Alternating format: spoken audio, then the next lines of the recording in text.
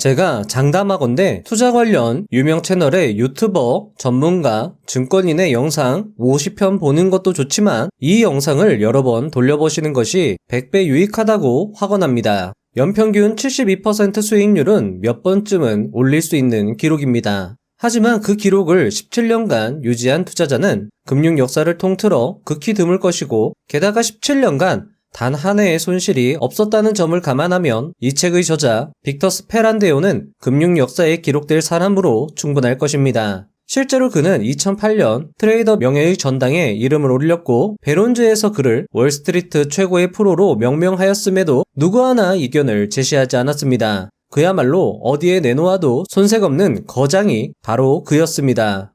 그런 그가 책을 씁니다. 당시 금융계에서는 빅터 스페란데오의 책을 소중한 문헌이라 표현하며 극찬을 아끼지 않았습니다. 투자로 3조 원을 번 전설적 투자자 폴 튜더 존스조차 이 책을 놓치지 마라고 강조할 정도였으니 말 다했죠. 전설이 추천하는 전설의 책이란 표현이 이 책에 딱 맞을 것 같습니다. 게다가 우리에게 친숙한 마크 미너비니, 잭 슈에거, 예일 허쉬 등 실전 투자 고수, 분석가, 전문가들 역시 이 책을 거듭 읽으면 손실나는 해가 절대 없을 것이다. 10년 동안 스페란데오의 조언을 따랐더니 놀라운 실적이 나왔다. 단기 투자자든 장기 투자자든 이 책을 읽으면 실적이 향상될 것이다. 라고 이 책을 극찬하기도 했습니다. 그는 독특한 방식을 구사하는 투자자로도 유명했습니다. 억만장자 투자자이자 골드만삭스의 CEO였던 레온 쿠퍼맨은 그를 이렇게 말합니다. 빅터는 기술적 분석가가 아니다. 그렇다고 기본적 분석가도 아니며 가치 투자자도 아니고 기민한 시점 선택자도 아니다. 빅터는 다양한 기법들의 장점을 선택한 통합적이고 집중적인 방식을 사용한다. 이 책은 레온 쿠퍼맨의 말처럼 2중 3중으로 결합된 투자자에게 필요한 실전 이론과 지식들로 가득했고 이 책의 내용을 깊이 이해한 사람이라면 투자 실력과 수익이 비약적으로 상승하는 경험을 할 수 있을 것입니다. 특히 오늘 영상 중 꾸준히 돈을 버는 방법과 관련된 7번의 내용, 제대로 된 추세선을 긋고 추세 전환을 파악하는 13번과 14번의 내용, 스윙 투자에서 매우 높은 확률을 자랑하는 15번의 내용은 값으로 따질 수 없는 가치가 있는 내용일 것이며 그 외 나머지 내용들 역시 여러 번 곱씹어 들어볼 만한 내용일 것입니다. 아쉽게도 이 책은 현재 절판된 상태입니다. 간절히 이 책이 다시 재출간되었으면 하는 바람이며 도서관에 가시면 빌려볼 수 있으니 책을 꼭 읽어보시면 좋겠습니다. 자, 서론이 길었습니다. 운으로 도저히 설명할 수 없는 17년간 단 한 해도 손실 없이 연평균 72%라는 경이로운 수익률을 기록한 하나도 놓칠 수 없는 저자 빅터 스페란데오의 투자 이야기 시작해보도록 하겠습니다.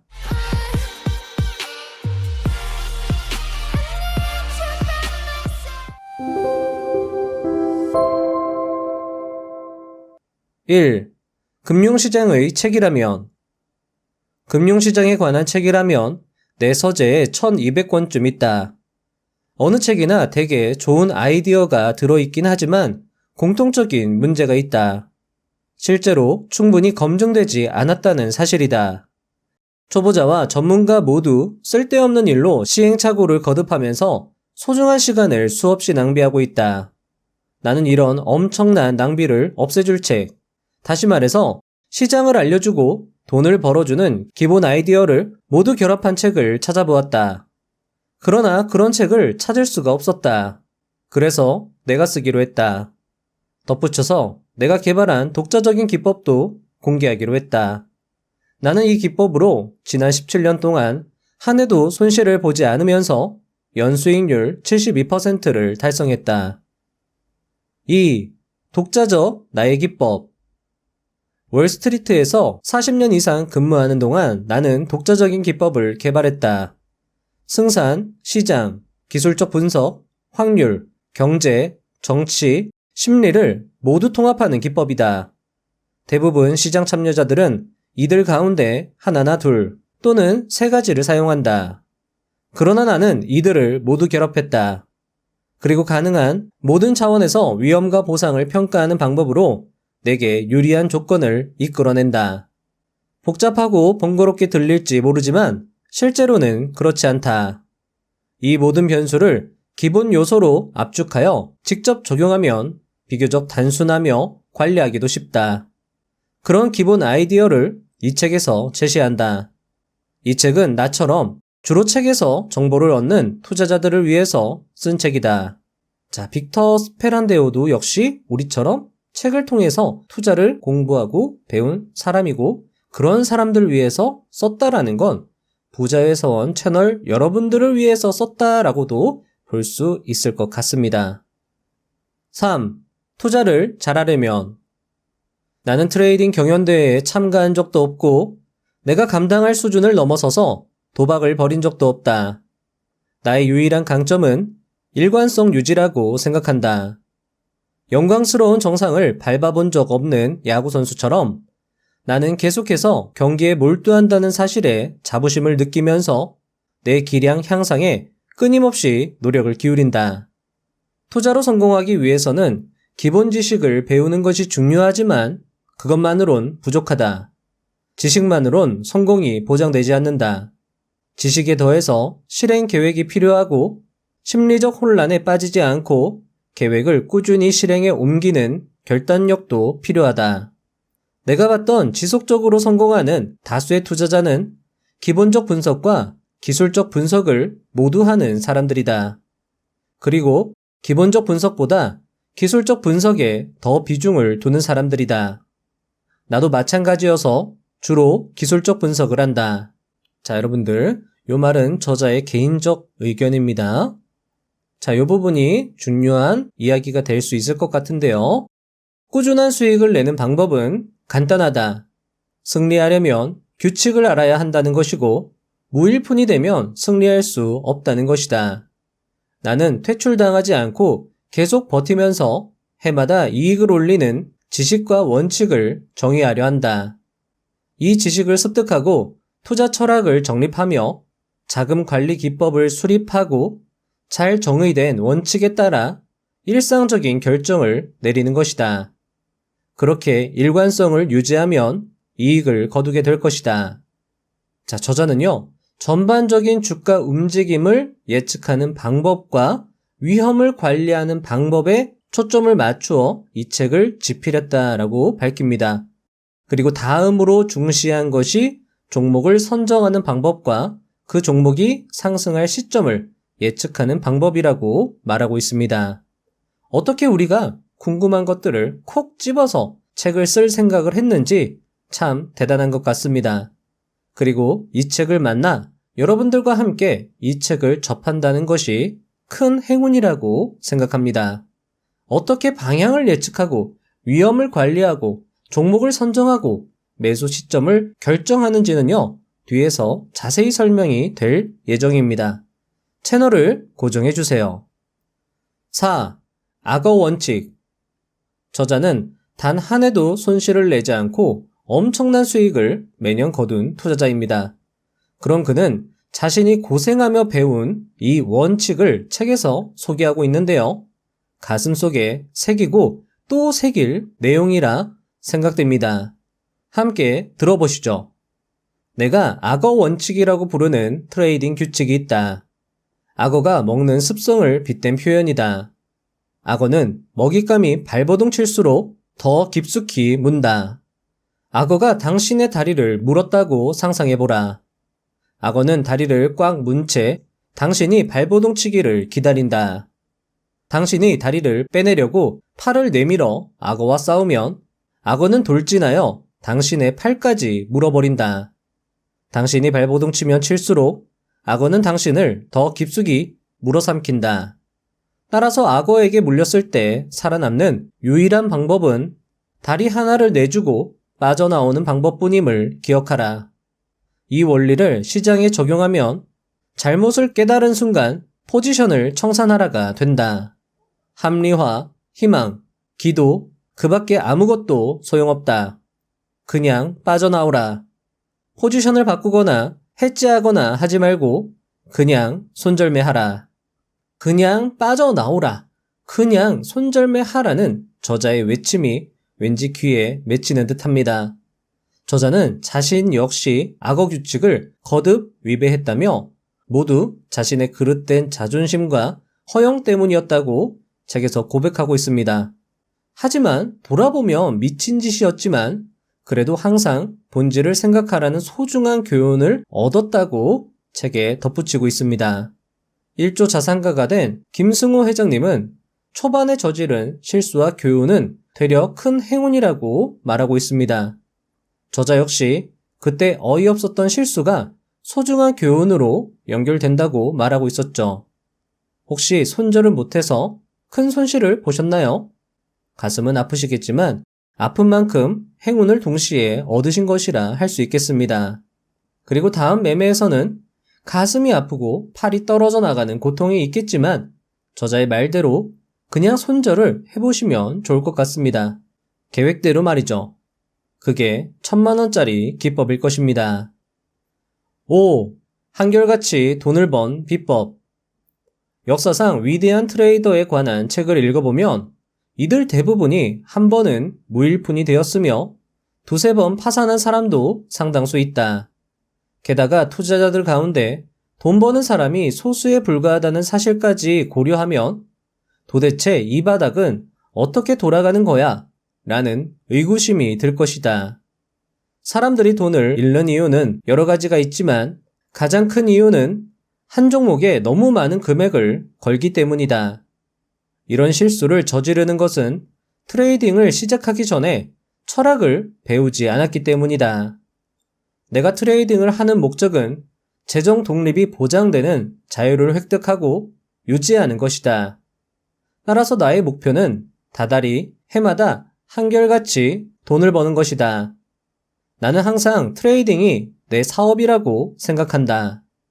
신중한 사업가는 먼저 다달이 들어가는 간접 관리비를 벌고자 하며 이어서 이익을 꾸준히 증가시키려고 노력한다. 그래서 나는 대박을 노리는 대신 먼저 자본을 지키면서 일관된 수익을 올리려고 노력했다. 그리고 공격적으로 위험을 떠안을 때에는 이익 일부만을 사용했다. 그래도 대박이 터졌는데 과도한 위험을 떠안지 않고 거둔 대박이었다. 더 사업적으로 표현하면 나의 꾸준한 수익을 내는 사업 철학은 3가지 원칙이다. 자, 여러분들, 요 말이 중요합니다. 중요도 순서로 열거하면 자본 보존, 일관된 이익, 더 높은 수익률 추구다. 이들은 내가 내리는 모든 결정의 바탕이 되는 기본 원칙이다. 그리고 이 원칙들은 긴밀히 연계되어 있다. 다시 말하면 자본 보존 원칙이 일관된 이익을 이끌어내고 일관된 이익 덕분에 더 높은 수익률을 추구할 수 있는 것이다. 6. 자본 보존. 자본 보존이 내 사업 철학의 초석이다. 나는 시장에 진입할 때 위험이 가장 중요한 고려사항이다. 나는 이익을 얼마나 거둘 수 있는가라고 묻기 전에 손실을 얼마나 감당할 수 있는가라고 먼저 묻는다. 내가 수용하는 위험 대비 보상 비율은 최소 3배다. 포지션을 유지해서 얻는 위험 대비 보상이 빈약하면 주위 사람들이 뭐라고 하든 청산하여 현금화한다. 따라서 나는 평균을 뛰어넘는 일에 관심이 없다. 나는 상대 수익률이 아니라 절대 수익률을 추구한다. 지수가 20% 하락했을 때 펀드 실적이 마이너스 10%면 기뻐해야 한다고 배운다. 시장 평균보다 10% 높은 실적이기 때문이다. 하지만 그건 허튼 소리에 불과하다. 투자자가 던져야 할 타당한 질문은 하나뿐이다. 내가 돈을 벌었는가이다. 이 질문에 항상 그렇다라고 답할 수 있으려면 승산이 절대적으로 유리할 때, 즉 위험이 최소 수준일 때에만 돈을 걸어야 한다. 예를 들어 장기 추세에 관한 모든 지표가 주식시장이 정점에 접근했다는 신호를 보낸다면, 자, 여러분들, 이런 신호 어떻게 파악하는지 역시 뒤에서 판단법 설명이 됩니다. 계속하겠습니다. 모든 지표가 주식시장이 정점에 접근했다는 신호를 보낸다면 자산을 모두 매수 포지션으로 유지하면서 위험을 떠안을 이유가 없다. 계좌가 50% 이상 날아갈 수도 있는데 왜 몇 퍼센트 더 벌겠다고 위험을 떠안는가? 저자는 투자자가 던져야 할 타당한 질문은 내가 돈을 벌었는가 라는 질문이다라고 책에서 매우 강조합니다. 그리고 돈을 벌지 못했다면 그 질문에서부터 투자는 시작된다고 말하고 있습니다. 즉, 돈을 벌지 못했다면 왜 못 벌었는가? 돈을 벌기 위해서 무엇을 고쳐야 하는가? 돈을 벌기 위해서 무엇을 더 해야 하는가? 이런 질문들로 연결되는 것이죠. 저자는 질문에 그치는 것이 아닌 자신의 40년 인생을 바쳐 터득한 이 질문의 답들을 책 뒤에서 설명하는데요. 이 부분이 또 압권입니다. 역시 영상에서 설명드릴 예정이니까요. 채널을 고정해 주시면 좋겠습니다. 분명 여러분들의 피가 되고 살이 될 것입니다. 저자의 이야기는 계속됩니다. 7. 자, 이 내용 굉장히 중요합니다. 일관된 이익. 일반적으로 유능한 투자자는 장기 상승 추세에 60에서 80%를 포착할 수 있어야 한다. 하지만 초보라면 낮은 위험으로 일관된 이익을 내는 일에 주력해야 한다. 일관된 이익은 자본 보존에서 오는 당연한 결과다. 아마 여러분은 자본 보존이 일관된 이익을 당연히 가져온다는 말에서 의아할 것이다. 하지만 본질을 이해한다면 내가 자본 보존이 가장 중요하다고 말한 이유를 알게 될 것이다. 자본은 원래 고정된 것이 아니다. 증가하거나 감소한다. 그런데 자본이 그대로 보존되면 이익도 일정하게 유지될 수밖에 없다. 자본이 증가하려면 계속해서 이익을 내야 한다. 그러나 계속해서 이익을 내려면 이익은 지키고 손실은 최소화해야 한다. 따라서 결정을 내릴 때마다 위험과 보상의 균형을 유지해야 하며 누적 이익이나 손실에 따라 위험의 크기를 조절해야 성공을 유지할 확률이 커진다. 자, 저자의 말이 이해가 될 듯 말 듯 한데요. 저자는 이와 관련하여 예시를 들어줍니다. 자, 중요한 부분이니까요. 잘 들어주시면 좋겠습니다. 예를 들어 당신이 분기마다 결산한다고 가정하자. 새 분기가 시작될 때에는 누적 이익이 없으므로 매수 규모가 작아야 한다. 그리고 손절매 포인트를 미리 정해놓고 이 지점에 이르면 잘못을 시인하고 손실을 실현해야 한다. 첫 번째 매수에서 실패하면 다음 매수 규모는 손실 금액에 비례해서 축소해야 한다. 이렇게 하면 분기가 끝날 때까지 자본이 바닥날 일이 없다. 실패하더라도 항상 포지션을 다시 만들 수 있다. 반대로 이익이 발생하면 일부는 남겨두고 일부는 다음 매수 비중에 추가하는 방법으로 일부 이익을 지키면서 이익 잠재력을 높여야 한다. 자, 여기까지 들었을 때 여러분들, 이거구나 이해가 되셨을까요? 저자는 자본 보존이 가장 중요하고 자본을 보존한다면 이익은 일관될 수밖에 없다고 말합니다. 이익이 일관될 수밖에 없게 만드는 것이 자본 보존이라는 것이고 저자는 이 자본을 어떻게 보존하는지 설명을 하고 있으니 이 내용을 여러분들이 깊이 이해하는 게 중요하다고 할 것입니다. 저자는 좀 더 구체적인 예시로 이해를 돕는데요. 저자의 이야기를 들어보시죠. 자, 지금부터는 더 구체적으로 설명을 해주는데 이 부분이 굉장히 중요합니다. 따라서 잘 들어주시고 이 부분을 듣고 난 후에 메모를 하셔도 좋을 것 같습니다. 사실 이렇게까지 설명을 해주는 대가는 지금까지 없었던 것 같습니다. 자, 저자의 설명 시작하겠습니다. 내가 5만 달러로 거래하는 젊은 투자자라면 첫 매수 규모를 자본의 10% 이하로, 즉 5,000달러로 설정하고 손절료를 10에서 20%로 잡을 것이다. 다시 말해서 손실이 자본의 1에서 2%를 넘어가지 않도록 할 것이다. 첫 거래에서 1,000달러를 잃으면 다음 매수는 손실을 본 만큼 5,000달러에서 4,000달러로 줄이고 손실료를 10에서 20%로 유지한다면 손실 한도도 400에서 800달러로 낮춰질 것이다. 계속 이런 식으로 되풀이할 것이다. 반면에 첫 거래에서 2,000달러를 벌면 1,000달러는 남겨두고 1,000달러는 다음 매수에 보태어 규모를 5,000달러에서 6,000달러로 늘린다. 그러면 일부 이익이 지켜지면서 이익 잠재력도 높일 수 있다. 이런 식으로 하면 다음 거래에서 손실을 보더라도 계속 거래 자금을 유지할 수 있다. 나의 시장 예측이 50% 적중한다면 이 전략으로 상상 이상의 많은 돈을 벌게 된다. 만일 위험 대비 보상 비율을 3배 이상으로 유지한다면 거래 3회 중 1회만 성공해도 나는 근사한 생활을 즐기게 될 것이다. 다시 말해서 객관적으로 측정한 위험보다 보상이 3배 이상 큰 기회를 찾아낸다면 계속해서 이익을 얻을 수 있다.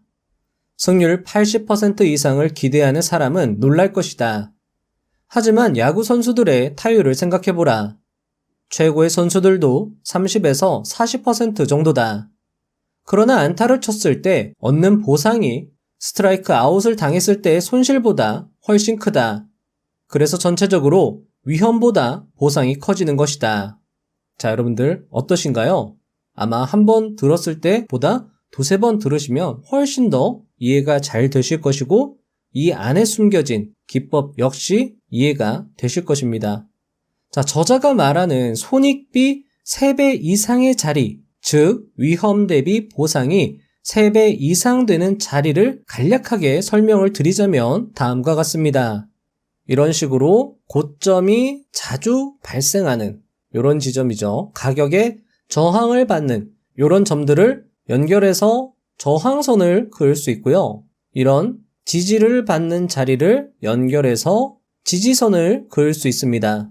이때 저자가 말하는 손익비 3배 자리는 지지선에서 지지가 되고 저항선에서 저항받는다는 가정하에서 지지선에서 반등이 나온 후 매수하는 요 타점과 지지선이 깨지는 이렇게 아래로 깨지는 타점 간의 간격의 차이, 요 차이죠. 차이와 요 매수했을 때 여기 타점과 저항을 받았을 때의 이 타점, 요 타점의 거리 여기죠. 여기가 3대 1의 비율이 되어야 된다 라고 이야기를 하는 겁니다. 자, 그런데 여러분들이 매수 매도를 하시면서 이것들을 즉시 계산을 하기가 어려우실 수 있거든요. 따라서 여러분들의 이해를 돕기 위해서 부자회사원 손익비 계산기를 한번 만들어 봤습니다.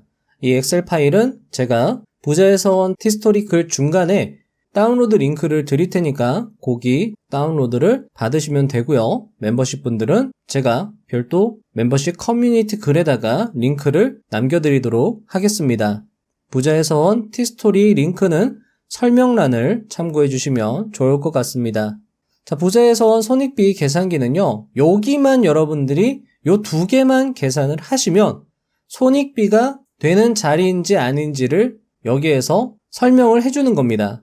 예를 들면 지지선 가격 또는 매수 기준 가격이 10,000원이라고 한번 해보도록 하겠습니다. 자, 지지선이 되는 가격, 매수의 기준이 되는 가격이 10,000원이다. 그리고 손절률을 한 10% 정도로 하겠습니다.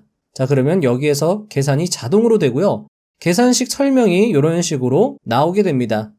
지지선, 기준 가격이 10,000원이고 당신의 손절률이 10%라면 당신은 10,000원에서 11,000원 이하, 11,000원이 넘어가면 안 된다라는 거죠. 11,000원 아래에서 매수를 해야 되고 가격이 만약에 9,900원까지 떨어지면 그 아래로 떨어지면 손절을 해야 되고 자, 여기 보시면 저항 가격, 목표 기준 가격은 14,300원보다 커야 합니다.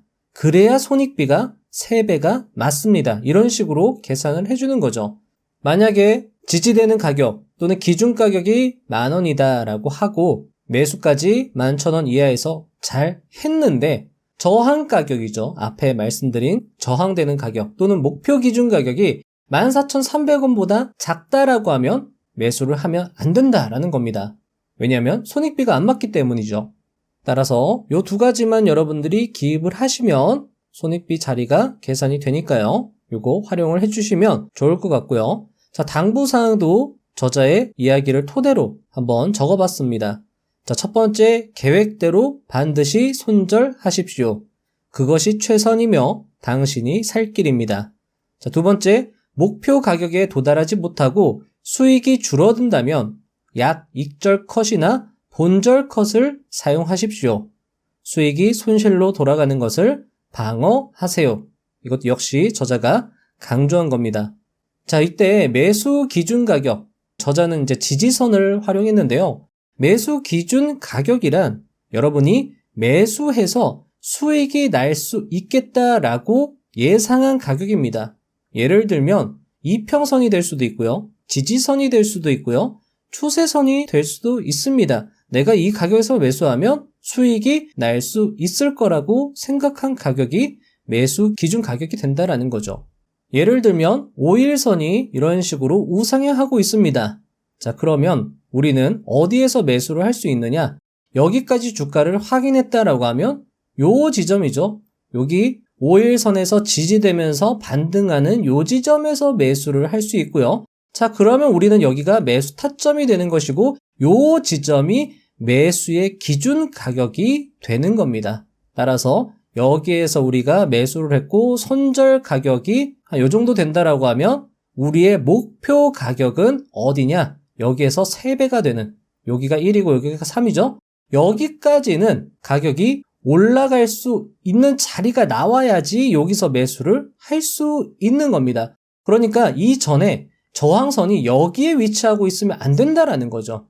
요 가격으로 이렇게 움직이는데 저항선이 여기가 아니라 한 이쯤 있으면 우리가 요 자리에서 매수하면 손실은 1 정도로 볼 수 있고 수익은 3을 기대할 수 있다라는 겁니다. 이런 식으로 여러분들이 매수를 하시더라도 주가가 충분히 올라갈 수 있는 여지가 있는 공간에서 매수를 해야 된다라는 거죠. 이거는 뒤에서 설명이 나오는데 간단하게 말하면 최대한 지지선에서 가까이 매수하고 최대한 내가 매수한 자리에서 저항선은 멀리 있어야 된다. 이렇게 이해를 하시는 것도 간편하실 겁니다. 이 엑셀 파일이 도움이 되었으면 합니다. 8. 더 높은 수익률 추구. 이익이 쌓이면 나는 방식은 그대로 유지하면서 수익률을 더 높이는 단계로 진행한다. 나는 위험을 정당화할 만큼 이익이 증가하는 경우에만 추가로 위험을 떠안는다. 이렇게 하더라도 나는 위험 대비 보상 기준을 변경하지는 않는다. 단지 포지션 규모만 늘린다는 뜻이다. 자본 보존, 일관된 이익, 더 높은 수익률 추구라는 3가지 원칙을 제대로 이해하면 트레이딩에 큰 도움이 될 것이다. 그러나 이런 원칙들을 실행에 옮기려면 훨씬 많은 정보가 필요하다. 그 첫 단계는 시장 흐름의 속성을 이해하는 것이다. 그리고 시장 흐름을 진정으로 이해하려면 다우 이론만한 지식 체계가 없을 것이다. 저자는 악어의 원칙부터 자본 보존, 일관된 이익, 더 높은 수익률 추구까지 자신이 꾸준하고 안정적인 수익을 낼 수 있었던 기본 원칙, 기본 지식을 설명하였습니다. 이 부분이 굉장히 중요할 수 있고요. 영상을 여러 번 돌려보시면서 숙지하시면 좋을 것 같습니다. 그리고 책이 출간된다면 꼭 이 부분도 책으로 읽어보시면 좋을 것 같습니다. 자, 책에는요, 좀 더 자세한 설명들이 있는데 이 부분을 모두 설명드리지 못한 건 좀 아쉽네요. 자, 하지만 뒤에도 좋은 내용들이 많으니까 그 아쉬움은 잠시 뒤로 하겠습니다. 9. 무질서 속의 질서, 다우 이론. 금융시장은 무질서하며 미래 예측이 불가능한 곳이다. 그러나 이런 무질서 속에도 질서가 있으며 그 질서를 찾아내는 일이 트레이더의 임무다. 시장 예측은 확률의 문제여서 틀릴 위험이 항상 존재한다. 최고의 방법은 지식을 극대화하여, 즉 미래 사건을 일으키는 초기 조건을 이해하여 위험을 극소화하는 것이다. 이렇게 하면 확률을 유리하게 이끌어내서 더 정확한 판단을 내릴 수 있다. 이런 지식을 얻는 첫 단계는 시장 흐름의 맥을 짚어내는 것이다. 제대로 이해하기만 하면 다우 이론은 전반적으로 어떤 상황이 될 것인지를 알려주는 유용한 도구가 될 수 있다. 윌리엄 피터 해밀턴은 말했다. 다오 이론은 시장 평균의 1일 변동으로부터 미래시장 흐름을 추론하는 상식적인 기법이다라고. 100% 예측 기법은 아니지만 다오 이론은 주식시장 흐름을 분석하는 출발점이 되어야 한다. 다오 이론의 여러 정의와 원칙들은 주식시장뿐 아니라 모든 금융시장에도 적용된다. 10. 다오 이론의 정리. 저자는 책에서 다오 이론을 정리해서 설명을 하고 있는데요. 자, 이렇게 설명을 해서 자신의 의견과 덧붙여서 이야기를 해주는 이 부분이 좋았습니다. 함께 들어보겠습니다. 다오 이론 1. 다오의 세 가지 흐름. 어느 시장에나 주가 평균에는 세 가지 흐름이 있다. 며칠에서 몇 주 이어지는 단기 추세, 몇 주에서 몇 개월 이어지는 중기 추세, 몇 개월에서 몇 년 이어지는 장기 추세다. 세 가지 추세는 항상 진행되며 서로 반대 방향으로 진행되기도 한다. 자, 저자는요, 이런 추세를 구분하는 게 중요하다라고 강조를 했고요. 각 상황에 맞춰서 대응을 한다면 언제든지 수익을 낼 수 있다고 말하고 있습니다. 자, 그리고 현 상황을 인지하는 것부터가 투자의 시작이라고 강조를 하고 있고요. 대부분의 투자자들은 이 지금 현재의 상황, 현재의 추세, 그리고 그 추세가 단기인지 중기인지 장기인지 이런 것들을 인지하지 않고 심지어 전문가들조차도 그런 상황 파악을 하지 않고 그냥 지엽적으로 투자를 한다라고 저자는 이야기하고 있습니다. 따라서 상황을 판단하는 내가 지금 어떤 상황에 놓여 있는가 라는 것을 파악하는 게 굉장히 중요하기 때문에 다오 이론이 중요하고 저자는요, 단기, 중기, 장기 추세 중에서도 가장 중요한 건 중기 추세다. 단기 추세를 이용해서 중기 추세 전환 신호를 찾을 수 있다라고 말을 하고 있습니다. 그리고 중기 추세에 정확히 집중하려면 장기 추세의 맥락에서 중기 추세를 이해해야 한다고 말하고 있습니다. 자, 여러분들은요, 아마 각 추세를 어떻게 구분하는 건지 궁금하실 텐데요. 역시 뒤에서 자세히 설명이 되니까 먼저 저자의 이야기를 쭉 들어보겠습니다. 다오 이론 2. 장기 추세. 1년 미만에서 여러 해까지 이어지는 전반적인 추세로서 강세장이나 약세장이라고 한다. 트레이딩에 성공하려면 장기 추세의 방향을 정확히 판단하는 일이 가장 중요하다. 장기 추세를 자신 있게 식별해내는 사람은 매매 시점만 신중하게 결정하면 충분히 먹고 살 수 있다. 장기 추세의 크기와 기간을 정확히 예측할 수는 없다. 하지만 과거 가격 흐름을 살펴보면 장기 추세와 중기 추세의 특성을 파악할 수 있다. 다오 정리 3. 약세장. 간간히 중요한 반등이 나타나는 장기 하락장이다. 다양한 경제병 때문에 나타나며 주가의 최악의 상황까지 철저하게 반영되어야 비로소 끝난다. 약세장에는 세 가지 국면이 있다. 첫째, 주식을 너무 비싼 가격에 샀다는 사실을 깨닫고 희망을 버린다. 둘째, 기업의 실적 악화에 실망한 매물이 쏟아진다. 셋째, 사람들이 자산 일부라도 건지려고 가치에 상관없이 건전한 주식까지 투매한다. 약세장의 주요 특징은 중요 반등 자리가 나와도 이전 강세장의 고점이나 2차 조정 고점을 뚫지 못하는 특징이 있다.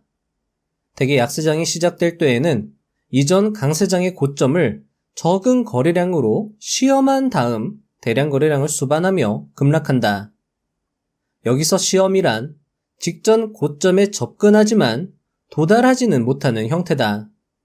시험 기간에 거래량이 적은 것은 자신감을 잃은 투자자들이 주식을 쉽게 던지는 상태를 가리킨다. 약세장이 막바지에 이르면 시장은 악재와 비관론이 더 나와도 반응하지 않는 모습이다. 큰 폭으로 내린 다음에도 반등 능력을 상실한 것처럼 보이고 투기 활동이 사라져 평형 상태에 이른 것처럼 보이며 매물이 나와도 가격이 거의 내리지 않지만 호가를 끌어올릴 만한 수요도 보이지 않는다. 비관론이 만연하고 배당금이 누락되며 주요 기업들도 재정난에 허덕인다. 이 모든 이유로 박스권이 형성된다. 이 박스권이 명확하게 상향 돌파되면 주가 평균이 매일 조금씩 상승하고 이후 하락하더라도 직전 저점을 뚫고 내려가지는 않는다. 이때가 크게 돈을 벌 수 있는 분명한 매수 적기이다. 다우 정리 4. 강세장. 간간히 2차 조정이 나타나는 장기 상승장이며 평균 2년 넘게 이어진다. 기업 여건 개선과 투기 활동 증가로 매수 수요가 창출되어 주가가 상승한다. 강세장에는 3가지 국면이 있다.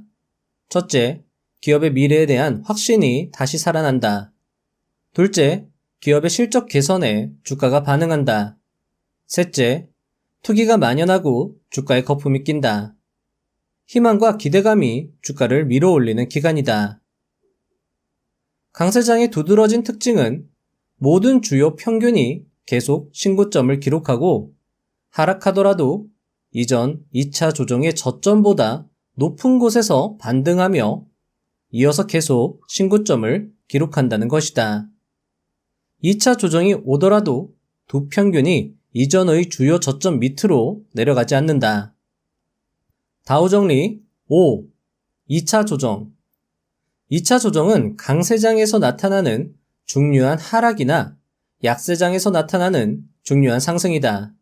대개 3주에서 3개월간 진행되며 직전 2차 조정 이후 진행된 장기 추세의 주가 흐름을 33%에서 66%까지 되돌려 놓는다. 사람들은 흔히 2차 조정을 장기 추세의 변화로 착각한다.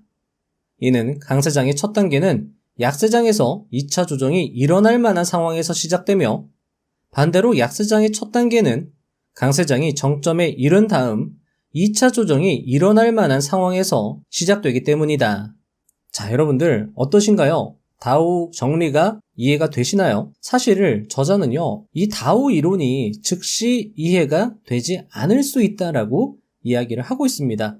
저자는요, 이해하는 것보다 다우 이론에 이런 이론들이 있고 다우 이론에서 말하는 3가지 큰 추세가 있다라는 거죠. 그것이 장기 추세라는 것이고 그 장기 추세의 방향을 아는 것이 굉장히 중요하다라고 강조를 하고 있는 겁니다. 그러니까 다우 이론을 이해할 필요까지는 물론 이해하면 좋지만 굳이 처음부터 이해하려고 하지는 말고 그냥 지금 추세가 어떤 추세인지 그리고 지금 현재 국면이 어떤 국면인지 정도 알면 된다라고 책에서 이야기를 하고 있습니다.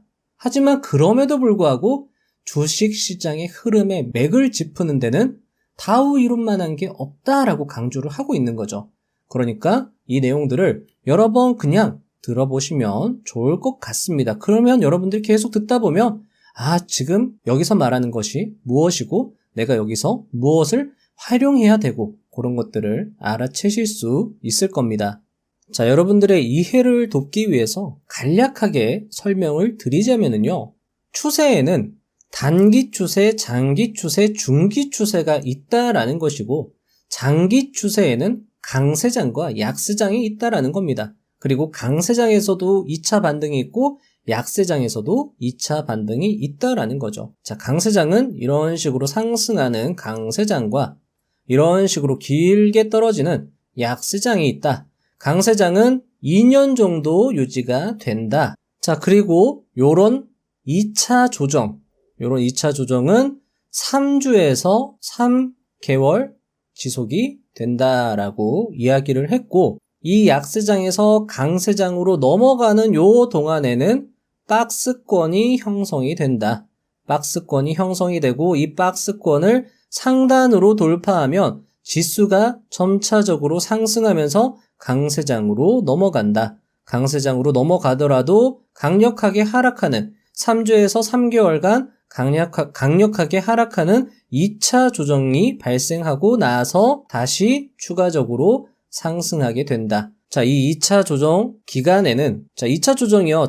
한 번만 있는 게 아닙니다. 이런 식으로 여러 번 나오죠. 여러 번 나오는데 강세장에서는 이 저점이 높아지고 약세장에서는 이렇게 되는 거죠. 이 고점이 낮아지는 특징이 있다라고 책에서 이야기를 하고 있는 겁니다. 자, 그리고 이런 약세장과 강세장은 장기 추세라고 말씀을 드렸잖아요. 그런데 저자는 어디에 초점을 맞춰야 된다라고 이야기를 했느냐? 바로 중기 추세. 자, 중기 추세라고 하면은요, 약세장에서도 요런 지점이죠. 요런 것들이 다 중기 추세에 해당한다라는 겁니다.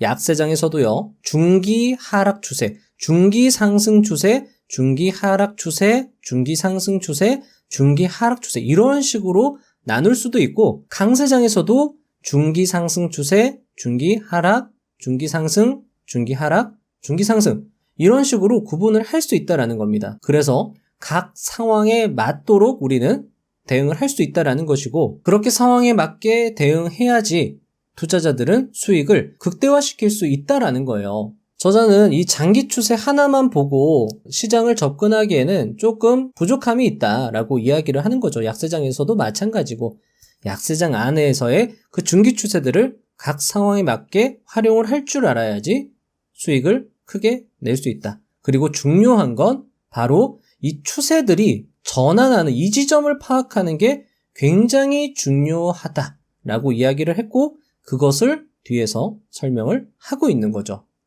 자, 간략하게 설명을 드렸고, 역시 영상을 다시 한번 돌려보시거나 책을 한번 읽어보시는 걸 추천드리겠습니다. 자, 이제 다음으로 넘어가 보도록 하겠습니다. 추세의 전환을 알 수 있는 신호에 대해서 설명을 하는데요. 자, 바로 박스권입니다. 12. 추세의 전환, 박스권. 박스권은 주로 중기 추세의 정점과 바닥에서 형성이 된다. 자, 저자는 중기 추세가 중요하다라고 말했고, 중기 추세의 전환이 중요하다라고 말했습니다. 따라서 중기 추세가 전환되는 이 박스권은 중기 추세의 정점과 바닥에서 형성된다. 따라서 이 박스권이 중요하다라는 거고, 앞에서도 말씀드렸던 것처럼 이 전환점 있잖아요. 이 전환점을 확대해서 보면은 여기도 이렇게 자세히 보면 이런 박스권이 형성이 된다라는 거죠. 여기도 마찬가지고요. 이런 식으로 박스권이 형성돼서 이런 지점, 중기 추세의 하락 추세의 끝에서는 이 박스권을 상단 돌파할 것이고, 중기 추세의 정점, 고점에서는 박스권을 하단 돌파할 것이다 라는 거죠. 자, 저자의 이야기를 계속 들어보겠습니다. 주가가 강세장 고점에 도달했을 때 고급 정보를 입수한 신중한 투자자들은 일정한 기간에 걸쳐 주가를 크게 떨어뜨리지 않으면서 대규모 물량을 처분한다. 그 결과 가격은 출렁거리지만 상승 추세와 하락 추세 없이 몇 주 이상 박스권을 형성하게 된다. 이런 현상은 특정 종목에서도 나타날 수 있고 시장에서도 일어날 수 있다. 주가가 하락한다는 의견이 마침내 다수를 차지하게 되면 박스권이 하향 돌파하게 된다. 주식을 매도하기에 좋은 기회가 된다. 자, 그러니까 이렇게 하방으로 돌파하면 여기가 바로 매도 자리다라는 거죠. 타점까지도 이제 설명을 점점 해주고 있는 겁니다. 시장이 바닥에 도달하면 대개 똑같은 형상이 반대로 진행된다. 신중한 세력들은 하락한 주식에서 가치를 발견하여 장기간 보유할 주식을 대량으로 매집한다.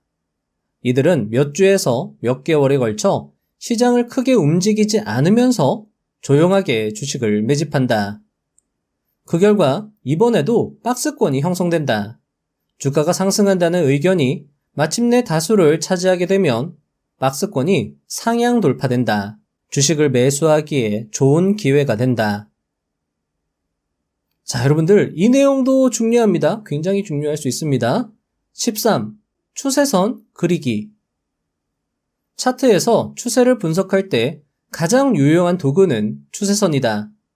아마추어와 전문가들이 함께 저지르는 가장 큰 실수는 추세선을 정의하고 긋는 방식에 일관성이 없다는 사실이다. 내가 트레이더를 양성하던 시절 거의 모든 트레이더가 추세선을 잘못 그리고 있었고 당연히 잘못된 판단을 하고 있었다. 자기 멋대로 그린 추세선과 그에 따른 판단은 전혀 쓸모가 없다. 추세선은 추세의 정의를 정확하게 반영해야 한다. 내가 고안한 방식은 매우 단순하면서도 일관성이 있다. 추세의 정의는 물론 다오 이론의 추세 전환 요소들까지 모두 반영한다. 자, 지금까지 채널을 운영하면서 추세선을 정확히 긋는 법에 대한 댓글이 상당히 많았습니다. 저자가 말해주는 추세선 정확히 긋는 방법, 제대로 긋는 방법, 이거 하나만 배워가셔도 오늘 영상의 가치, 오늘 영상의 임무는 다 했다라고도 할 수 있을 것입니다. 저자의 추세선 제대로 긋는 방법입니다. 설명을 들어보시죠. 첫째, 검토 대상 기간을 정한다. 장기, 중기, 단기가 있다. 자, 장기는 몇 개월에서 몇 년, 자, 중기는 몇 주에서 몇 개월, 단기는 며칠에서 몇 주입니다.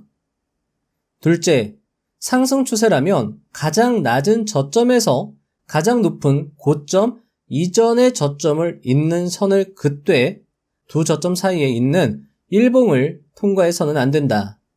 자, 여러분들 이렇게 말씀드리면 이해가 잘 안 되시죠? 제가 이따가 함께 그려볼 겁니다. 일단 저자의 설명을 먼저 들어보시죠. 선을 연장하여 가장 높은 고점 기간까지 지나가게 한다. 추세선이 다른 고점을 통과할 수는 있다. 곧 설명하겠지만 이는 추세 전환을 알리는 신호가 된다. 셋째, 하락 추세라면 가장 높은 고점에서 가장 낮은 저점 이전의 고점을 잇는 선을 긋되 두 고점 사이에 있는 일봉을 통과해서는 안 된다. 선을 연장하여 가장 낮은 저점 기간까지 지나가게 한다. 이 기법은 매우 단순하지만 지극히 일관되며 대단히 정확하다. 이 추세선의 기울기는 이 기간 가격 데이터로 선형회귀 분석을 했을 때 얻는 기울기와 매우 비슷하다. 이 기법을 사용하면 자기 멋대로 추세선을 그리는 일도 방지할 수 있다. 즉, 자신의 희망을 추세선으로 나타내는 일도 없어진다. 또한 추세 전환 시점을 판단하는 토대도 된다. 자, 제가 코스피 주봉 차트를 가져와 봤고요. 자, 여기에서 우리가 상승 추세선을 한번 그려보도록 하겠습니다. 자, 상승 추세선 어떻게 긋느냐? 일단 기간을 정하라 라고 말을 했잖아요. 우리는 여기를 기점으로 한번 상승 추세선, 여기서부터 여기까지 상승 추세선을 그어보도록 하겠습니다. 자, 일단 가장 낮은 저점, 여기 기준으로 선을 긋는데 그 다음 선을 어디를 기준으로 하느냐? 고점. 이 고점의 이전의 저점을 잇는 선을 하나 그어주는 겁니다. 이런 식으로. 여기와 여기를 통과하게 그려주는 거죠. 이 고점에서 가장 낮은 저점을 찾아서 그어주는데 이 선이 여기 고점을 지나가게 그려준다라고 되어 있습니다. 자, 선이 조금 안 보이니까 두껍게 해서 검은색으로 표시를 해드리겠습니다. 자, 보시면 자, 가장 낮은 저점에서 가장 높은 고점 이전의 저점을 잇는 선을 그라고 했죠. 가장 높은 고점에서의 이전의 저점을 잇는 선을 긋는데 이 선 사이에 일봉이 통과하면 안 된다. 자, 지금 보시면 아주 절묘하게 안 통하죠. 여기 안 통과하죠. 요런 식으로 그어주시면 된다라는 겁니다. 자, 그러면 코스피 주봉 차트의 단기 기간의 하락 추세선을 한번 그려볼까요? 여기에서부터 여기까지의 하락 추세선을 한번 그려보도록 하겠습니다. 자, 여기서부터 여기까지의 하락 추세선을 그으면 일단 고점을 기준으로 하나를 잡고요. 여기 고점이죠. 여기 고점하고 그 다음 고점은 어디냐? 여기 저점 이전의 고점 지점에다가 선을 긋는 겁니다. 사실 이 지점을 기준으로 했을 때는 여기에다가 하락 추세선을 그을 수가 없죠. 왜냐하면 고점이 높아졌기 때문에 여기하고 여기 지점은 되려 상승 추세선을 그려야 되는 것이고, 자, 여기 길이를 기준으로 해야 됩니다. 하락 추세선을 그으려면 애초에 여기에다가 기준을 잡아야 되고요. 여기 고점에서 여기 저점까지의 하락 추세선을 그린다라고 하면 여기 고점과 여기 저점 이전의 고점, 여기 두 선을 이어주는 것이 정확한 하락 추세선을 긋는 것이다 라고 저자는 이야기를 하고 있는 겁니다. 자, 요 추세선은 아무래도 한 장기 추세선 정도 될 겁니다. 그런 식으로 여러분들이 그어주시면 된다라는 것이고, 당연하게도 하락 추세선을 상방으로 돌파하게 된다면 이것은 상승 추세로 전환되는 것이다 라는 힌트를 얻을 수 있다라는 것이고, 이 장기 상승 추세선을 하방으로 돌파하는 경우에는 이것이 하락 추세로 전환되는 신호구나 라고 우리가 어느 정도는 감을 잡을 수 있다라는 거죠. 자, 이것이 100%라고 저자가 강조하는 게 아니고 요 정도로 우리가 하나의 힌트를 얻고 우리가 대응을 할 수 있다라고 이야기를 해주는 겁니다. 자, 그러면 한번 개별 차트에다가 한번 그려보도록 하겠습니다. 자, 여기서부터 여기까지죠. 여기까지 그릴 수 있는 거죠. 여기까지는 그리는 게 글쎄요 조금 애매합니다. 왜냐면 고점이 낮아졌기 때문에 여기서부터 여기까지 그릴 수 있을 것 같고, 물론 여기까지도 한번 그려볼 수 있을 것 같긴 한데 한번 그려보도록 하겠습니다. 여기에서 여기까지의 상승 추세선을 한번 그려보도록 하겠습니다. 자, 이제 여러분들도 대충 눈에 보이시죠? 여기 저점부터 여기 고점 이전의 저점까지를 긋는 겁니다. 자, 여기선 되겠죠? 여기서부터 요렇게 그으면, 그리고 여기 고점까지 선이 연장되도록, 그리고 이 중간에 일봉 캔들을 통과하지 않도록 그린다라고 하면 적절한 상승 추세선을 우리는 그렸다라고 볼 수 있는 것이죠. 요렇게 그리면 중기 상승 추세선이 완성이 되는 것이고요. 자, 상승하다가 지금 주가가 현재 이렇게 단기 하락 추세를 형성하고 있습니다. 자, 그러면 우리는 요 기간 동안에 하락 추세선을 그을 수 있을 텐데요. 자, 여기 고점 기준으로 하고 여기 저점 이전 고점까지 요 선과 요 선을 이어주면 요 기간에 단기 하락 추세선을 그릴 수 있다라는 겁니다. 자, 이런 식으로 그려줄 수 있겠죠? 요렇게 그려줄 수 있겠죠? 자, 두께를 조금 더 두껍게 해보겠습니다. 자, 그러면 이게 중기 상승 추세선, 단기 하락 추세선. 따라서 이 차트가 이 상승 추세선을 하방으로 이탈하게 된다면 이게 중기 추세가 떨어지는 것 아닌가, 하락으로 추락하는 것 아닌가 라고 생각할 수 있는 것이고, 단기 하락 추세선을 강력하게 상방으로 돌파했다라고 하면 지금 현재 단기적으로 상승 추세로 전환되는 것 아닌가 라는 생각을 할 수 있다라는 거죠. 자, 그리고 이 다음 내용도 중요합니다. 14. 추세 전환 확인. 누워서 노다지 얻기. 지금부터 알려주는 방법으로 추세 전환의 60에서 80%를 포착할 수 있다. 추세 전환에는 세 가지 변화가 있다. 첫째, 추세선 붕괴. 가격이 차트의 추세선을 통과한다. 자, 여러분들 요 세 가지 말씀드릴 건데 요것도 여러분들이 암기를 해주시면 좋을 것 같습니다. 왜냐하면 이따가 차트를 통해서 요거를 한번 함께 복습을 할 건데 굉장히 중요한 투자, 매수, 타점, 시점 결정하는데 굉장히 중요한 기초 지식이 될 수 있거든요. 자, 일단 저자의 이야기를 들려드리도록 하겠습니다. 자, 첫째는 추세선 붕괴라는 거죠. 자, 지금 다시 한번 말씀드릴게요. 추세 전환에는 세 가지 변화가 있다라고 얘기를 했고, 자, 이 세 가지 변화를 이용하면 추세 전환의 60에서 80%까지 포착할 수 있다. 굉장한 기법이죠. 자, 첫째는 추세선이 붕괴되는 것이다. 자, 둘째는 상승 추세에서 신고가 행진이 중단되거나 하락 추세에서 신저가 행진이 중단된다. 라는 것이죠. 자, 여기부터 읽어드릴게요. 예를 들어 상승 추세에서 소규모 조정 후 가격이 다시 상승하지만 전고점 돌파에 실패한다. 하락 추세에서는 반대 현상이 발생한다. 이런 현상을 고점이나 저점을 시험한다고 표현한다. 대개 추세 전환이 진행되는 과정에서 발생한다. 이런 현상이 나타나지 않을 때에는 중요한 뉴스의 가격 흐름이 좌우되며 갭상승하거나 갭하락하는 등 변덕스럽게 가격이 움직인다. 셋째, 하락 추세에서 가격이 이전 단기 반등 고점 위로 상승하거나 상승 추세에서 가격이 이전 단기 급락 저점 밑으로 하락한다. 자, 여러분들 이것도 그냥 들으시면 이해가 안 되지만 제가 이따 그리면서 말씀드리면 이해가 되실 겁니다. 일단은 요 단어 자체도 일단 기억해 주시는 게 좋습니다. 차트에서 이 세 가지 사건이 모두 발생하는 시점이 다우 이론에서 말하는 추세 전환이 확인되는 시점이다. 첫째나 둘째 사건만 발생하면 추세 전환 가능성이 크다는 신호다. 세 가지 사건 중 두 가지가 발생하면 추세 전환 가능성이 더 커진다.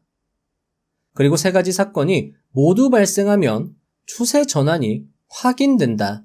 자, 다시 한번 정리를 하면은요. 추세 전환은 세 가지 신호를 보여준다. 첫 번째, 추세선 붕괴. 두 번째, 신고가, 신저가, 행진 중단. 세 번째, 하락 추세, 단기 반등 고점 위로 상승, 상승 추세, 단기 급락 저점 밑으로 하락. 자, 일단은 이렇게 말씀드리고 차트를 통해서 한번 같이 여러분들과 함께 이야기를 나눠보도록 하겠습니다. 자, 이 차트에서 우리가 추세선을 한번 그려보도록 하겠습니다. 자, 일단 여기까지는 우리가 상승 추세선을 일단 하나 그을 수 있겠죠. 자, 여기 저점에서 이 고점 이전의 저점을 이어주는 선을 하나 그어주는 겁니다. 이런 식으로 그릴 수 있겠죠. 여기가 최저점이니까 여기로 그려주는 겁니다. 자, 다시 그릴게요. 자, 이런 식으로 이 고점을 지나가도록 그려주는 겁니다. 자, 이렇게 그리면 정확하겠네요. 여기 고점을 지나가도록 상승 추세선을 하나 그려줬고요. 자, 이 상승 추세선을 하방으로 돌파했기 때문에 이 상승 추세가 끝난 것 아닌가라는 생각을 할 수 있는 겁니다. 자, 그런데 이거는요, 하나의 신호일 뿐이에요. 지금 추세선이 붕괴됐다라는 신호가 여기에서 하나가 나온 겁니다. 자, 두 번째 신호가 뭐였죠? 신고가 경신을 하지 못했다. 자, 신고가 경신을 파악하기에는 아직까지 이 시점 자체에서는 우리가 판단을 할 수 없는 거죠. 자, 그럼 이제 세 번째가 문제가 되는 겁니다. 자, 세 번째가 뭐였죠? 단기 하락 추세, 단기 반등, 고점 위로 상승. 자, 요게 뭐냐? 자, 보시면 상승 추세였죠? 그리고 여기 하락하는 요 지점이 단기 하락 지점입니다. 단기 하락 지점에서의 반등, 단기 하락 지점에서의 반등, 이 고점을 넘어가면 바로 상승 전환의 신호로 볼 수 있다라고 지금 현재 저자가 이야기를 한 거죠. 자, 그러면 이렇게 단기 하락하는 추세에서 반등이 나왔습니다. 이 반등의 고점에다가 수평선을 하나 그어 보겠습니다. 그리고 이 추세선, 여기 추세선에서의 단기 하락 지점, 단기 상승 추세에서의 단기 하락 지점의 이 저점이죠. 여기를 다시 한번 표시를 해주겠습니다.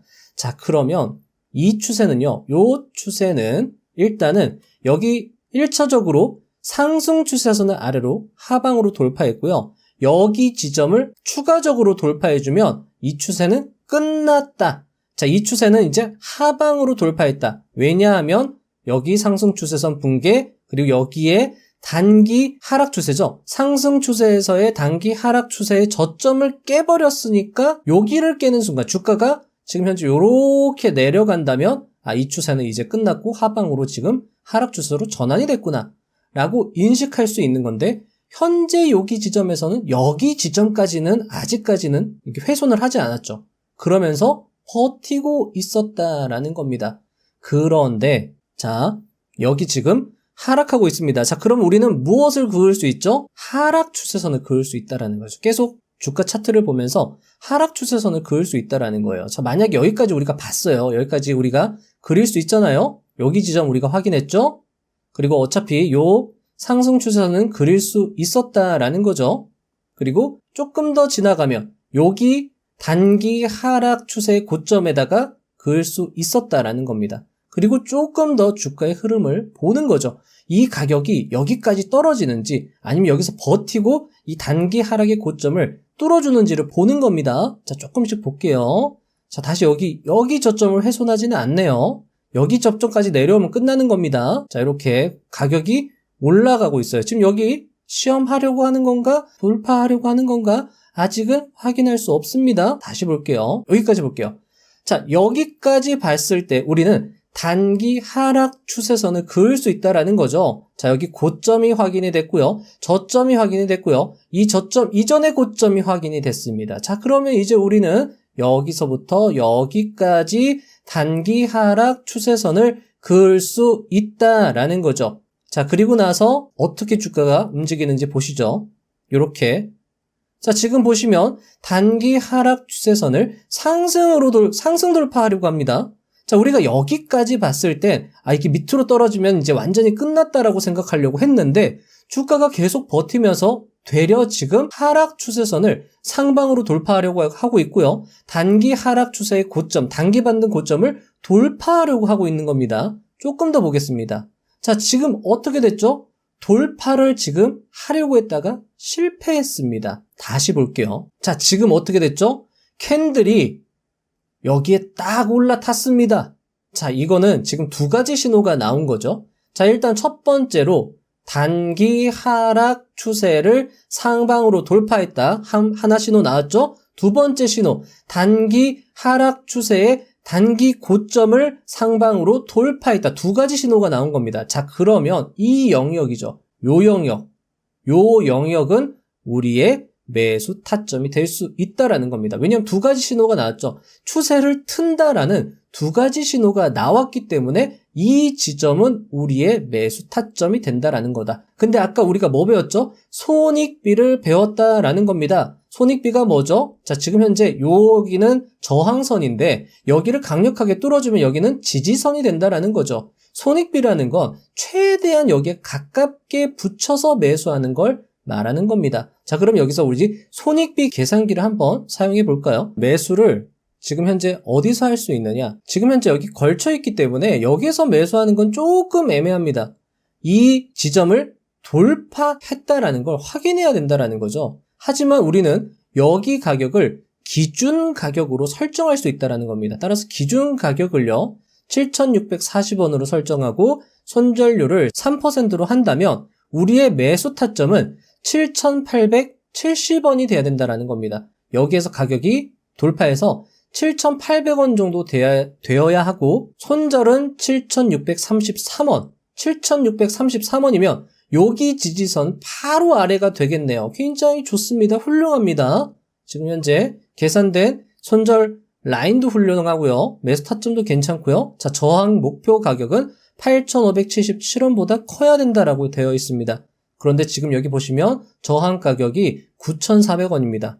크죠? 따라서 우리가 요 지점, 아까 7,870원 정도 되죠? 7,870원 정도의 매수를 하면 여기에는 손익비가 괜찮은 매수 타점이다 라는 겁니다. 그리고 나서 어떻게 되는지 한번 보시죠. 자, 굉장히 다행스럽게도 우리의 가정과 일치하게 주가는 움직여줬습니다. 자, 이 기법이 요것을 예견한 게 아닙니다. 우리는 단지 하나의 기준선을 잡을 수 있었다라는 거고, 감사하게도 시장이 우리의 생각과 일치했다라는 거죠. 따라서 우리는 이 지점에서 저항 맞겠구나 라고 생각하고 적절하게 익절해주면 된다라는 겁니다. 그리고 잔량을 가지고 있을 수 있겠죠. 왜냐하면 주가가 더 상승할 수 있기 때문에. 왜냐? 지금 현재 하락 추세선을 강력하게 돌파해줬고 지금 현재 단기 하락 추세의 고점을 강력하게 돌파해줬기 때문에 이 가격은 더 상승할 수 있겠다라고 생각할 수 있는 것이고, 이 고점, 이제 추세 전환의 세 번째입니다. 이 신고가를 돌파해주면 자, 추세 전환의 세 가지 신호가 모두 나온 거죠. 어떻게 되는지 한번 보시죠.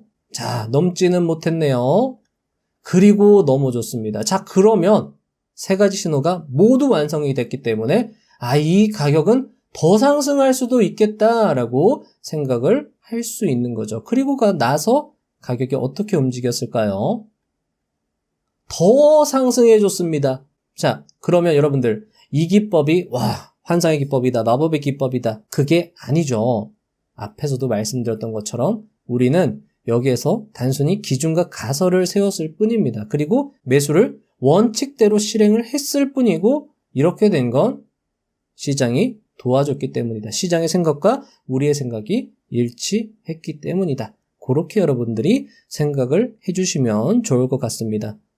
자, 여러분들, 이렇게 저자가 이야기해주는 이 방법으로 추세를 판단한다라고 하면 매수 타점 잡는 게 굉장히 수월해질 수 있겠죠. 따라서 여러분들도 많이 연습해 보시고 많이 선을 그어 보시고 저자의 책도 많이 읽어보시고 오늘 영상도 많이 여러 번 시간이 날 때마다 돌려보시면서 계속 훈련을 해 나가신다면 여러분들도 얼마든지 꾸준한 수익을 낼 수 있을 거라 생각을 합니다. 자, 아직 끝나지 않았습니다. 또 중요한 내용이 이어집니다.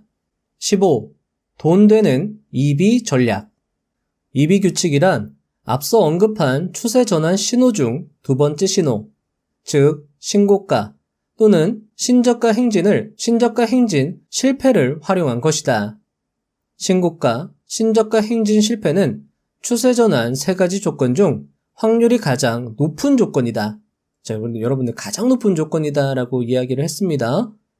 그 확률이 매우 높아서 규칙이라고 불러도 좋을 정도이다. 상승 추세라면 신고점을 만든 다음 계속 상승하지 못하고 하락하여 이전 고점을 하향 돌파하면 추세가 반전하기 쉽다. 하락 추세는 그 반대가 된다. 이 규칙은 단기 추세, 중기 추세, 장기 추세에 모두 적용된다.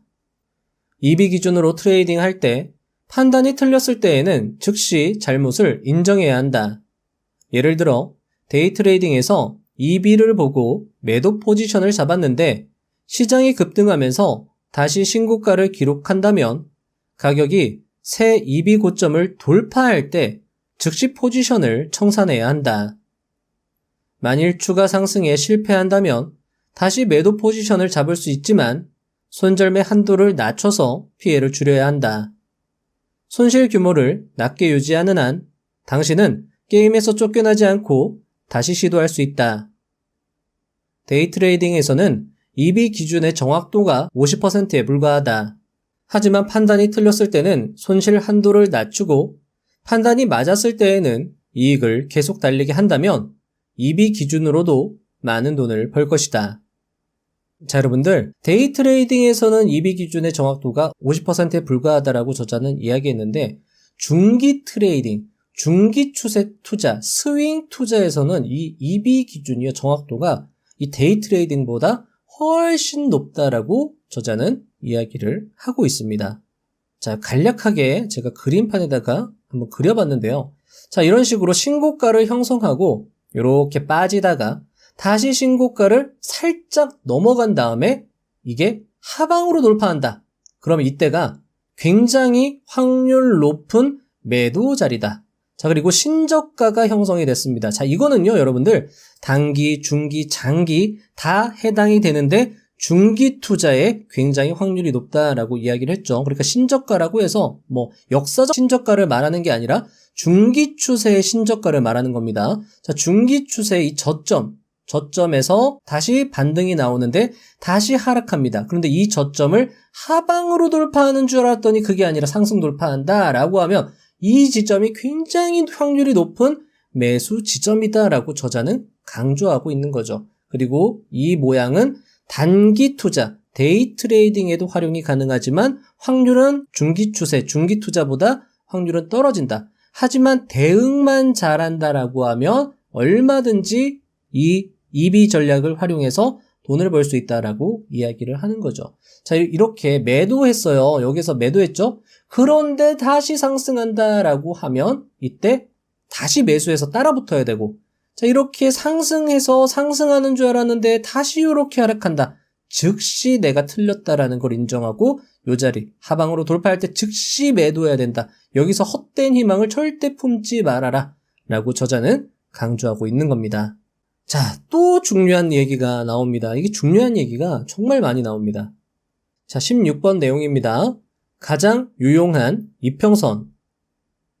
내가 주식시장에서 사용하는 단연 가장 유용한 이동평균선은 200일 이동평균이다. 내가 200일 이동평균을 알게 된 것은 1968년 윌리엄 고든의 연구 결과를 읽으면서였다. 그의 연구에 따르면 1917년부터 1967년 동안 200일 이동평균만 사용해서 다우존스 지수를 사고 팔았다면 투자자는 연평균 18.5%의 수익률을 얻을 수 있었다. 이 연구에서 고든은 이동평균으로부터 매수 매도 신호를 판단할 때 간단한 규칙을 사용했다. 200일 이동평균선이 상승하거나 하락하다가 수평을 유지할 때 가격이 이동평균선을 상향 돌파하면 이것은 중요한 매수 신호이며, 가격이 수평을 유지하는 이평선을 하방으로 돌파하면 중요한 매도 신호가 된다는 것이다. 나는 200일 이평선을 두 가지 용도로 사용한다. 자, 이게 이제 독특하게 저자가 조금 변형해서 독창적인 방법으로 사용한다라는 얘기죠. 하나는 장기 추세의 방향을 확인하는 용도, 다른 하나는 종목 선정의 용도이다. 나는 200일 이평선 위에서 상승 추세를 시작했다면 장기 추세의 시작으로 본다. 그리고 나는 종목을 고를 때도 200일 이평선 위에 있는 종목을 대상으로 한다. 그 반대도 마찬가지다. 더 짧은 이동평균을 이용해서 한결같이 효과를 내면서 세월의 시험을 견뎌낸 기법이 딱 하나 있다. 이 기법 역시 주식, 주가 지수, 여러 상품에 똑같이 적용된다. 50일 이동평균선이 150일 이동평균선을 골든크로스로 상방 돌파하고 두 평균의 기울기가 상승하면 매수 신호다. 단 가격이 두 이동평균선보다 위에 있어야 한다. 자, 매도는 반대죠. 50일 이동평균선이 150일 이동평균선을 하방 돌파하고, 이 데드크로스죠. 그러면서 두 평균의 기울기가 하락하면 매도 신호다. 그리고 가격은 두 이동평균선보다 아래에 있어야 된다. 이렇게 여러분들이 암기를 해주시고 활용해 주시면 좋을 것 같습니다. 17. 기술적 분석의 함정. 기술적 분석에 100%는 없다는 점을 명심해야 한다. 또한 어떤 기법이 효과를 상실한다면 다른 기법을 실험해보고 사용해야 한다. 이동평균이나 다른 기술적 기법을 사용할 때 누구나 저지르기 쉬운 가장 큰 잘못은 그 기법과 사랑에 빠지는 일이다. 다시 말해서 당신이 모든 규칙을 종결하는 규칙을 발견했다고 생각해서는 절대 안 된다는 뜻이다. 그런 규칙은 세상에 존재하지 않는다. 모든 시장은 끊임없이 변화하므로 근본적으로 변화를 고려하지 않는 기법은 틀릴 수밖에 없다. 자, 여러분들, 이 내용도 중요합니다. 계속 중요하네요. 18. 가장 탁월한 기본적 분석. 기본적 분석의 탁월한 통계 하나가 이익 증가율과 주가 변동률의 상관관계다. 1969년에 출간한 저서에서 고든 홈즈는 말했다. 어떤 종목의 가격 추세 기울기는 거의 예외 없이, 자, 여러분들 거의 예외 없이다라고 되어 있죠? 그 종목의 이익 추세 기울기에 선행한다. 시차는 약 3개월이다. 자, 이 말은 가격은 이익에 선행한다. 주가는 실적에 선행한다.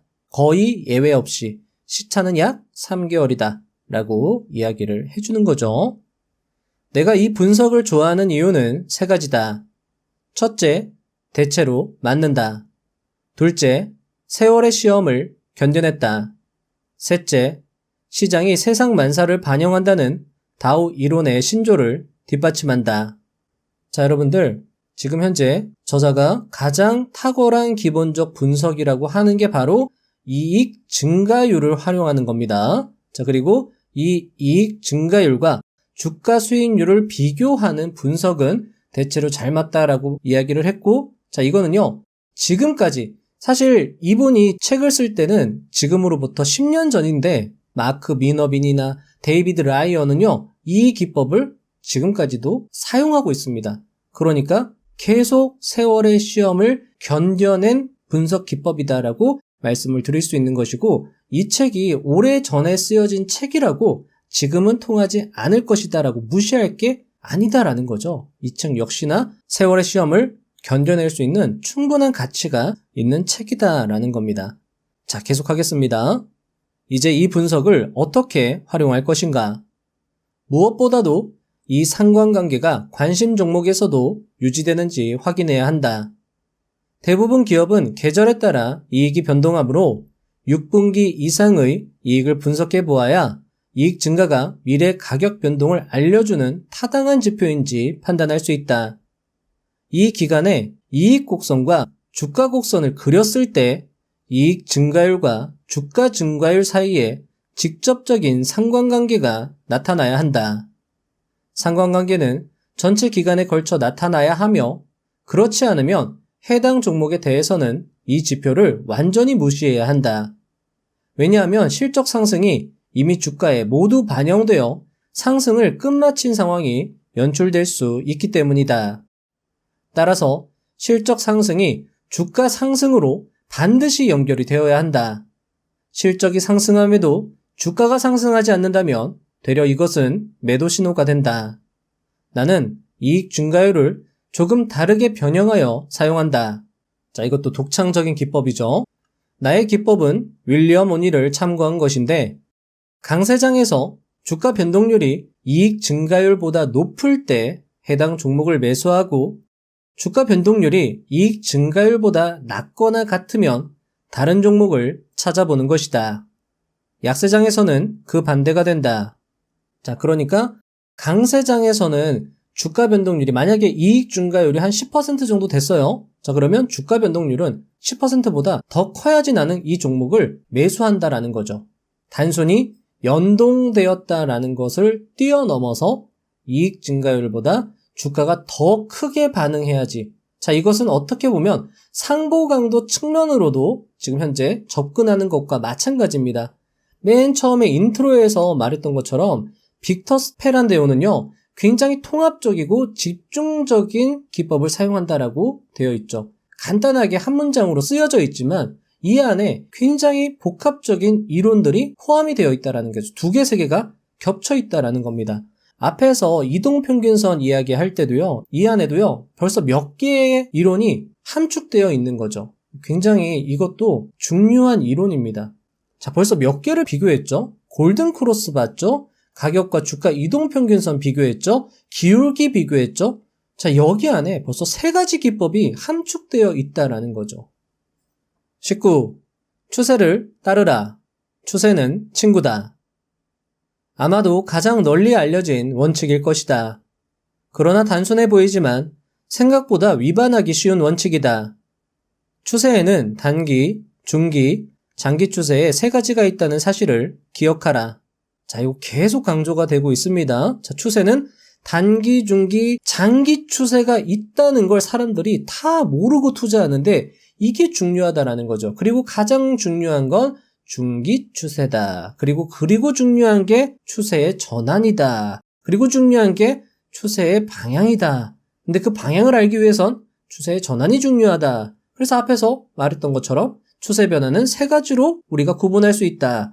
추세선 붕괴, 신고가, 신저가, 갱신 실패, 그리고 단기 하락 추세의 고점을 상방 돌파하거나 단기 상승 추세의 저점을 하방 돌파하거나 이런 것들로 우리는 전환을 확인할 수 있다. 이게 바로 노다지다 라고 저자가 이야기를 하는 거죠.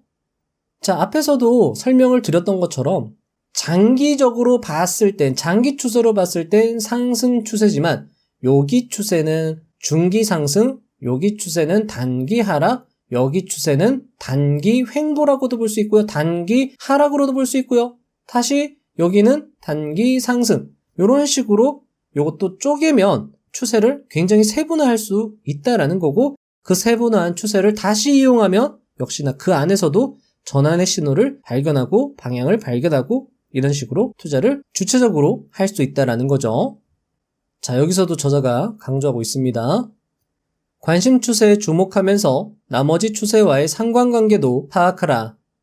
추세 전환의 3가지 조건을 이용해서 추세가 바뀐 지점을 찾아내라. 추세가 전환되었다면 시장에서 빠져나오라. 추세 전환 신호를 조기에 보내주는 EB 패턴과 기타 기술적 지표들도 주목하라. 20. 약세일 때 사고, 강세일 때 팔아라. 이 원칙은 주로 투기와 투자에 적용되며 강도는 약하지만 단기 트레이딩에도 적용된다. 이 원칙은 추세를 따르라에서 파생된 당연한 원칙이다. 중기 추세를 보면서 투자할 때에는 단기 급락장 바닥 근처에서 사고 단기 급등장 천정 근처에서 팔아야 한다. 장기 추세를 보면서 투자할 때에는 강세장 중기 저점 근처에서 사고 약세장 중기 고점 근처에서 팔아야 한다. 이 전략을 사용할 때에는 EB 기준이 탁월한 효과를 발휘한다. 자, 요것도요, 여러분들 손익비와 연계가 된 겁니다. 최대한 지지선에서 가깝게 사고 최대한 저항선 근처에서 팔아라. 대신에 이렇게 하기 전에 추세를 구분할 줄 알아야 된다. 단기, 중기, 장기 추세가 있다라는 것을 알고 그것을 구분하고 그 안에서 지지선과 저항선을 찾고 거기에서 지지선에서 가장 가깝게 사고 저항선에서 가장 가깝게 매도해라. 이렇게 여러분들이 이해하셔도 좋을 것 같습니다. 21. 항상 자신의 실수를 분석하라. 돈을 잃었다고 해서 반드시 실수한 것은 아니며 실수를 저질렀다고 해서 반드시 돈을 잃는 것도 아니다. 거래를 잘했는데도 돈을 잃을 수 있고 실수를 저질렀는데도 돈을 벌기도 한다. 원칙을 따르다가 손실을 보았다면 문제 삼지 마라. 분석할 필요가 없다. 그럴 수도 있지 라고 말하면서 다음 거래에 임하라. 그러나 예컨대 너무 일찍 팔아버렸는데 이후에 계속 가격이 상승한다면 거래 과정을 다시 생각해보라. 자신의 실수를 분석하는 가장 중요한 이유는 실수와 실패가 언제나 가장 훌륭한 스승이기 때문이다. 실수를 분석하면 우리는 항상 원칙을 따라야 한다는 사실을 되새기게 된다.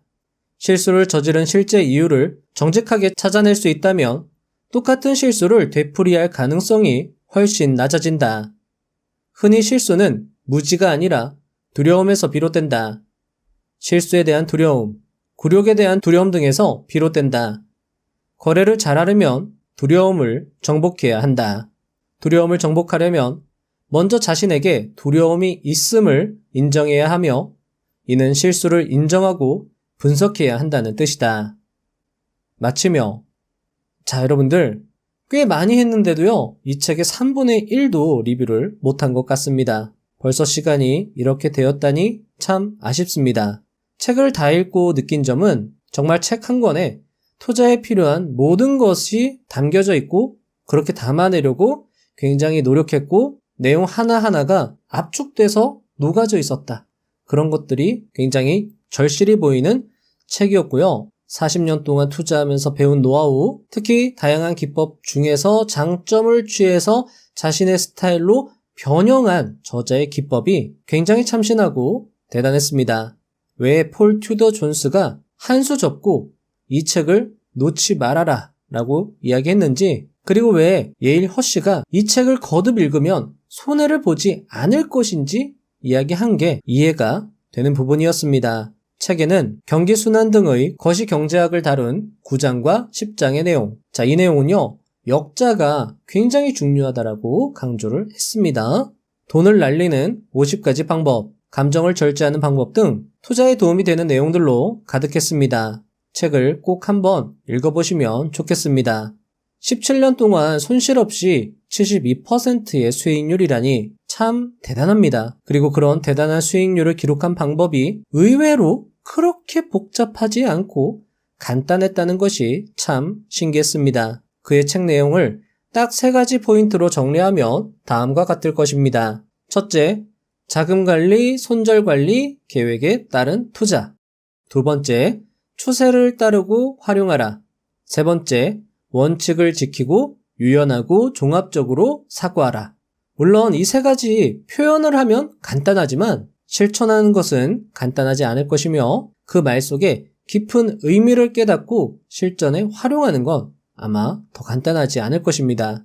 하지만 누구나 처음부터 잘하는 사람은 없을 것입니다. 꾸준히 계속 정진하다 보면 되는 것이겠죠. 빅터 스페란데오는 성공의 필수 조건 중 하나를 과정이라고 말합니다. 과정이야말로 가장 큰 보상이며 그 과정에 헌신하는 것이 성공의 필수 조건이라고 말합니다. 우리는 한 주에 한 권씩 책을 읽어나가고 매일 열리는 주식시장에서 실패와 성공을 반복하면서 실패에서 배우고 실수를 고쳐나가는 것이 성공의 열쇠라고 믿고 있습니다. 그리고 그 성공의 과정을 우리가 여러분들과 함께 한다는 것이 참 행복하고 감사합니다. 행복하고 감사한 만큼 다음 영상도 최선을 다해 준비해 오도록 하겠습니다. 감사합니다. 부자가 되는 지름길로 저와 함께 달려가시죠.